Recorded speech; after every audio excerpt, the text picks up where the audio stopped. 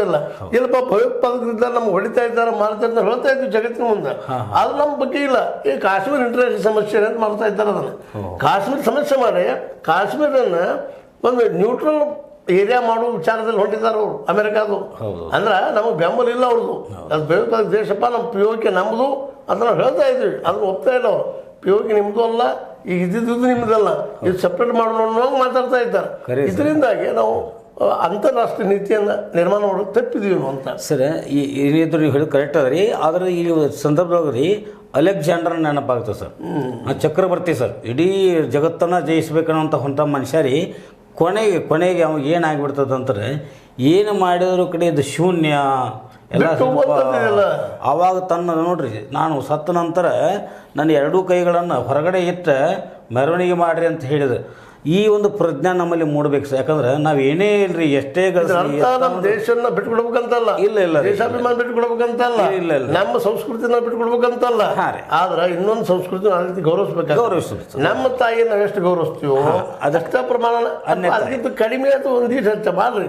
ಆದ್ರೆ ಅವ್ರು ಸರ್ವನಾಶ ಮಾಡ್ತೀವಿ, ಅವ್ರನ್ನ ನಾವು ಕಿತ್ತು ಹಾಕ್ತೀವಿ, ಅವ್ರು ಅಳಿಸ್ತೀವಿ ಅನ್ನೋಂಥ ಭಾವ ಬೆಳೆಸಿದ್ರೆ ಅದರಿಂದ ಹಾನಿ ಆಗೋದು ಯಾರಿಗೆ? ನಮಗೆ ಆಗ್ತದ್ರಿ.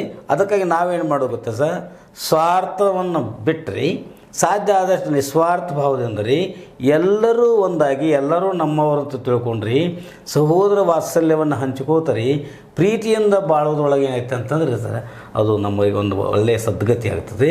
ಇದನ್ನು ಎಲ್ಲರಿಗೂ ಗೊತ್ತಿದ್ದರೂ ಸಹಿತ ರೀ, ಪ್ರತಿಯೊಬ್ಬರಿಗೂ ಗೊತ್ತದ ರೀ. ಆದರೂ ಕೂಡ ರೀ ಅದನ್ನು ಆಚರಣೆಯಲ್ಲಿ ತೊಗೊಂಡು ಬಂದದ್ದಾದ್ರೆ ಭಾಳ ಸುಂದರ ಆಗ್ತದೆ ರೀ, ವಿಶ್ವಶಾಂತಿ ನೆಲೆಸ್ತೈತಿ ಅಂತೇಳಿ ನನ್ನ ಭಾವನೆ ಇದೆ. ಆದ್ಮೇಲೆ ಇಲ್ಲಿಯವರೆಗೆ ಯುದ್ಧ ಮತ್ತು ಶಾಂತಿ, ಟಾಲ್ಸ್ಟಾಯ್ನ ದೊಡ್ಡ ಇದು ಕಾದಂಬರಿ. ನೀವು ಸಾಧ್ಯ ಆದ್ರೆ ಓದ್ರಿ.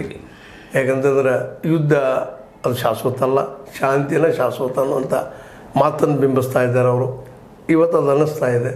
ಯಾಕಪ್ಪ ಅಂದ್ರೆ ಅತಿಯಾದಂಥ ಒಂದು ಮೂಲಭೂತವಾದಿತನ ಅಥವಾ ನಮ್ಮ ಧರ್ಮ ಲಂಡನ, ನಾವು ನಿಜವಾಗಿ ಧರ್ಮವನ್ನು ಅರ್ಥ ಮಾಡ್ಕೊಂಡಿಲ್ಲ.